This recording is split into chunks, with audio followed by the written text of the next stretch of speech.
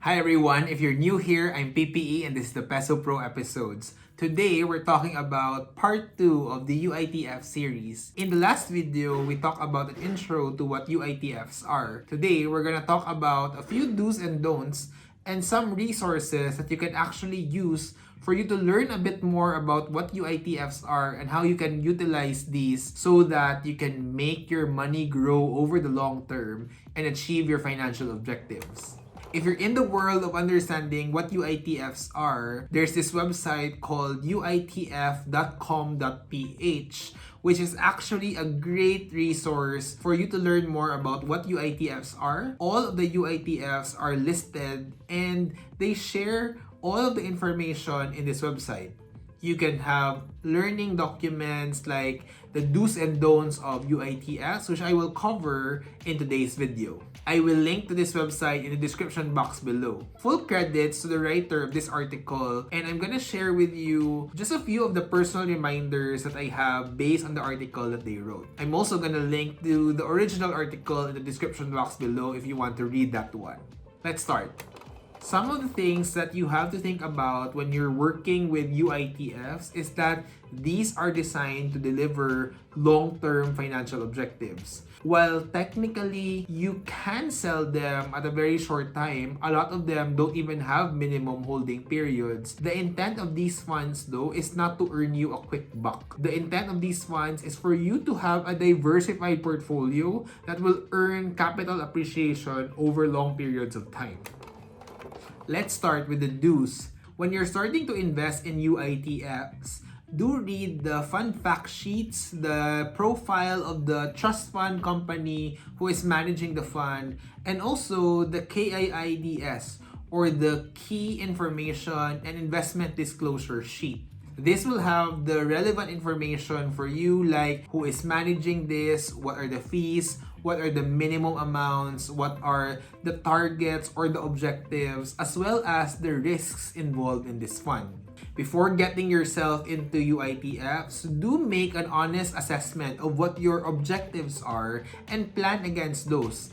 If you have shorter term goals, then you may opt for more conservative investments. But if you have long-term goals, you may be able to take in a bit more volatility and risk, so you can actually consider moderately aggressive or aggressive funds. In UITFs, do invest for the long term. The funds are designed to get you the maximum value over long periods of time. So if you want to do day trading, go find yourself a stockbroker.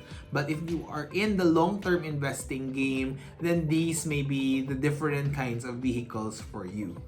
Do make sure that you only invest in a UITF you understand. If you don't, do consult with a professional fund manager or reach out to the trust fund company via their official channels. They may be able to provide you with more information for you to make an informed decision. Also, do demand a confirmation of your investment, like a confirmation receipt or a website confirmation that your order has been placed. A personal tip I can add is when you are investing in UITFs, do take into account that you are putting the money under the stewardship of a fund manager, meaning you don't get a say on what funds they can invest in and in what quantities. They have the leeway to manage this for you, so it's a bit less flexible on your side, but you also get the professional advice of a fund manager who has his career dedicated to managing the funds that you have. Now, on to the don'ts. Don't invest in a fund if you don't really truly understand what it is. The chances are, if you don't understand what it is, that fund may not be aligned to your internal objectives. If you don't have objectives, then go back to square one and assess what your financial goals are before even putting money somewhere. Don't invest in a fund if you don't understand its terms and conditions, particularly the important ones like timing, what are the restrictions, what are the fees, and what are the decisions that the fund manager can make. If you are not happy with any of these terms and conditions, I highly urge you to either contact the trust fund company or look for an alternative company that may serve your needs better.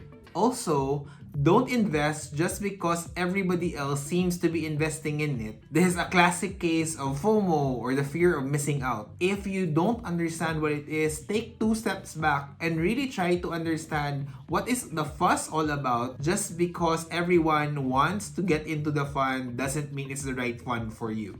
Another one is understand that every time you try to time the market, which means trying to figure out kung kailan ba ang mababa or mataas in the market, you're really just putting in a guess, because nobody really truly knows how the market will fluctuate, or if right now is really the low, or if it can even go lower. So what experts advise is that you don't time the market, but you actually maximize your time in the market. This means that by investing regularly and putting in money as often as you can and keeping it there for the long term is the more pragmatic way to build wealth over time. Another one is don't get emotionally attached to the investments. Sometimes when we build this investment portfolio, it tends to become almost like your baby that you've raised over the years, and it may be hard to part with that investment. Remember, there's a specific objective of why you enter the investment in the first place. So when you reach that objective, be logical and try to assess if it's the right time to let go of that investment and cash in and realize your earnings. We've talked about this in the basic UITF video. That video will help you understand what are the differences in how you can actually earn money in UITFs. So click on that link after this video so that you can learn more.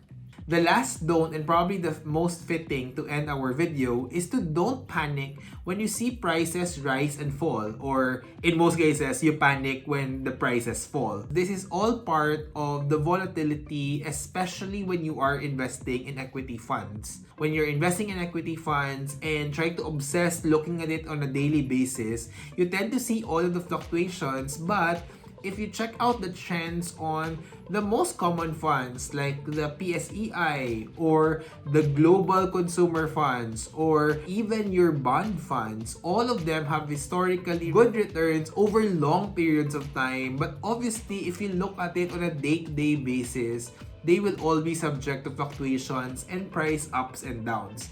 Don't panic and don't sell, because remember, a paper loss is only a loss on paper until you realize it by selling your units. I hope these were good reminders for you in UITF handling.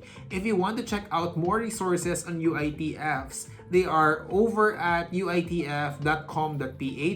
You will be able to see a variety of different fund companies and the products they offer. There are also good learning documents there, and you can even check the NAVPU for the most common funds on that website as well. Check that out, and if you want to learn more, these videos right here help give you further insight on Seedbox, which is managed by Atram Philippines, and they have a lot of funds for you to choose from. You can open an account entirely online, and you can also learn about GInvest in this video right here, which also is being managed by Atram on the back end, but it makes it a bit more accessible because these funds are available native in the GCash app.